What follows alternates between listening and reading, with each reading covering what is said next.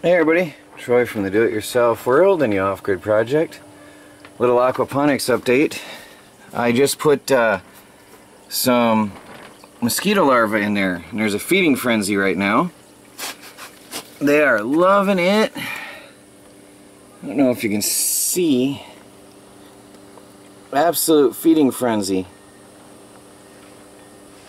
I intentionally let some mosquito larvae grow so that I could put it in here, and there's got to be hundreds of mosquito larvae in here now, and the fish are absolutely loving it.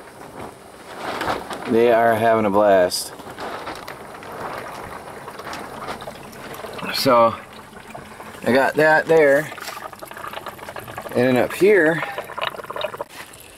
now up here I've got various plants growing already. The peppermint I had earlier, I think I mentioned that in a video. We've got onions, which Melanie clips off and keeps using.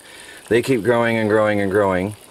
Then I've got here mustard greens, and I've got some cabbage plants. They were overcrowded in a certain area in the garden, so I just put them in here. I'm not sure what this is, to be honest.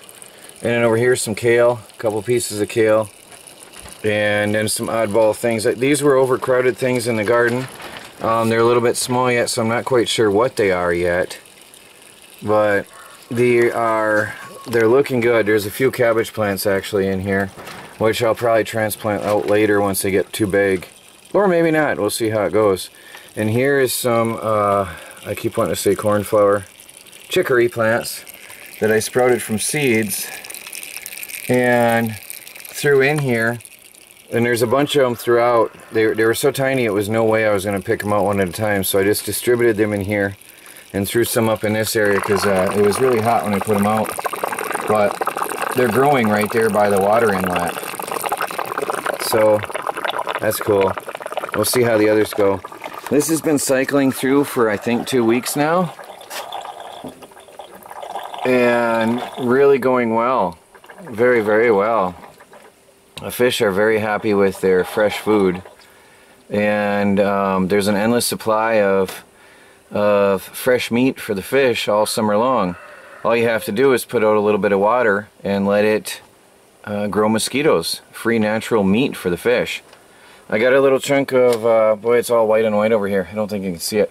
I've got a chunk of styrofoam jammed in over here, and I'm going to put some more foam all the way around on the sides to help.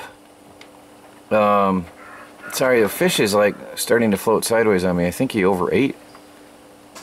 Oh, there he's taking off. Odd, he must have overate, and I don't know, it's weird.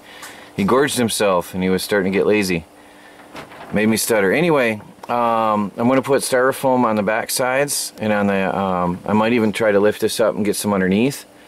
And certainly on the back and on the sides to help insulate this and reduce the temperature fluctuations from night to day.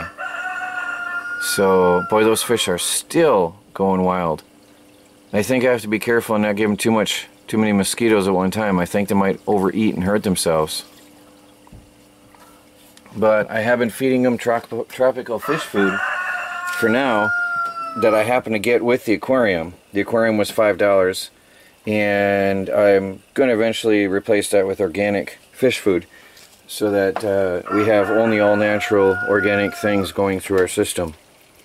But there you go, guys. Little aquaponics update. Things are alive and growing, and looking pretty good. Looking really good. And that'll all spread out as the fish start to get established in here better. And I definitely have to stock that with about 2 times more than what I have, so that's about 1/3 of what I need for the stock level of fish in this tank. Plenty of oxygen, and then the plants will start to grow. So as the plants start growing, I'll start bringing in more fish. And I think we're going to be alright. And again, solar powered. There's the solar charge controller, deep cycle battery that I got for scrap metal, and it works great actually. And solar panels out front. So it's a totally off-grid solar powered aquaponics system that's working well. Thanks for watching, guys. This is Troy from the Do-It-Yourself World and the Off-Grid Project. Please do like, subscribe, and share.